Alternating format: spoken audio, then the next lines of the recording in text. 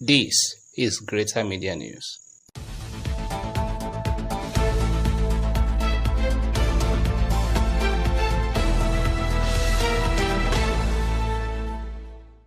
Welcome to Greater Media News. My name is Jubilee Marcus. Here are the top stories.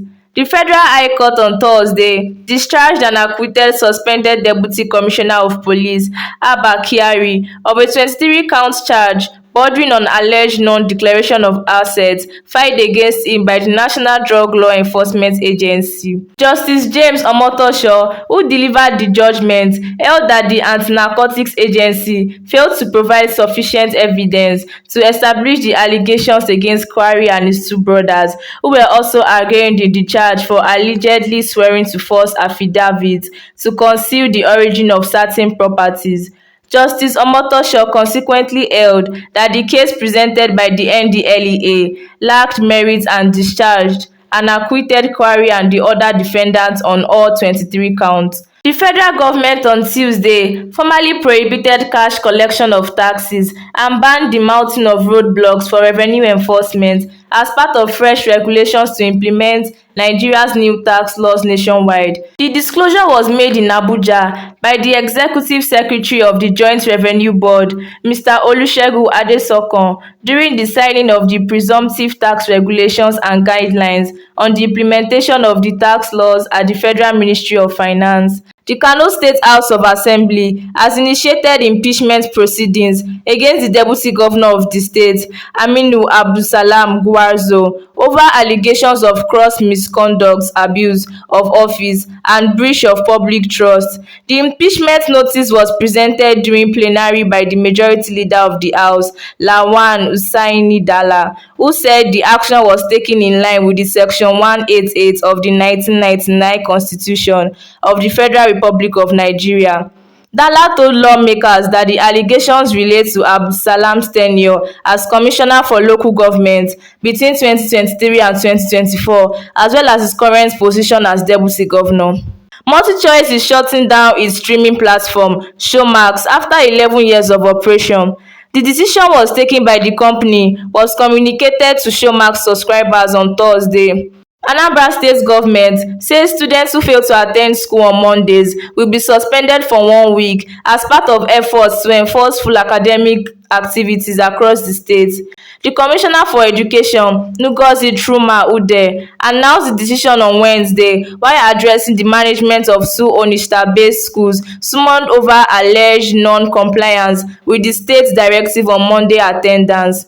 According to the commissioner, any student absent from school on Mondays without valid justification will face a 1-week suspension. It was a battle of words last weekend as students from different parts of Ondo State competed in the 2026 edition of the Nigerian Spelling Bee held in Akure, the state capital. After a keenly contested competition, Temojo Shooting emerged champion in the junior category, while Temojo New Team finished in second place. In the senior category, Adeyeri Emanuela clinched the top spot with Eze Collins emerging as the runner-up. The state champions represent Ondo State at the national level of the competition. Scientists have grown chickpeas in simulated moon dirt, raising the possibility that future astronauts could one day harvest fresh food on the lunar surface. As NASA prepares for the Artemis second mission and a return to the moon, scientists are exploring a practical question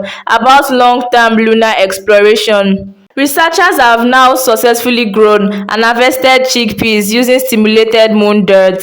This marks the first time the crop has been produced in a material designed to mimic soil on the moon. It's time for entertainment and sports news. Sochi Ahaiwe is standing by in our other studio. Good morning, Sochi. Good morning, Jubilee. Now on entertainment scene. Báwa kí gómìnà wa tuntun wípé wọ́n káàbọ̀ sílùú Èkó nílé ọlọ́ràá. Mr. Governor, sir, the Chief Prime Minister say you are welcome. Gbogbo oúnjẹ ta kó wá rè gẹ́gẹ́ bí àjẹmọ́nú òyìnbó. The new governor requests double. Èbó ní gómìnà wa tuntun ń béèrè fún ìlọ́po méje mẹ́jọ. Láṣẹ yá èwo ni ká máa fi ipá gba ìṣàkọlẹ̀ láàrin ọjà kò yé mi. ṣé kìí ṣe pé òkú ẹrú tá a rò pa àti bọ́ nínú ẹ̀ látún padà sí báyìí. So I'm here to introduce a new water tax law. ẹ wá ṣe omi tí wàá di májèlé ni ìnira ńlá lè máa kó bá wàrà. How do you expect the law to be funded? We are doing this to protect the people. My decision is final.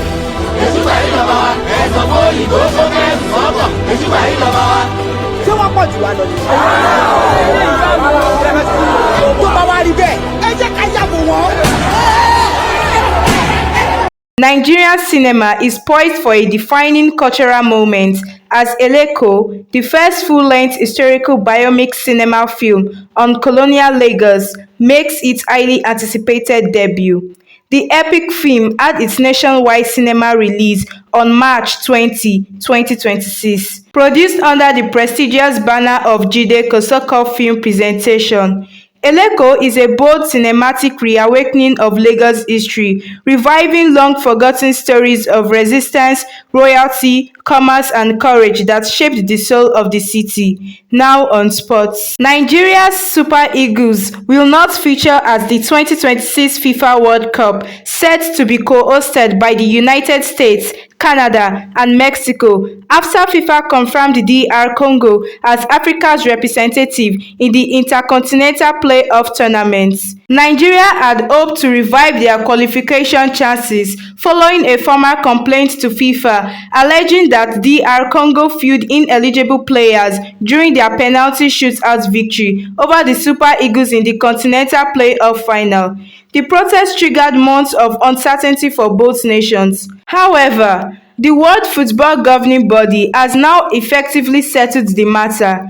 In an official tournament notice issued to media partners, FIFA listed DR Congo among the 6 countries that will compete for the final 2 available spots at the expanded 2026 World Cup. That's all from my end. Back to Jubilee for the rest of the news. Thank you, Sochi.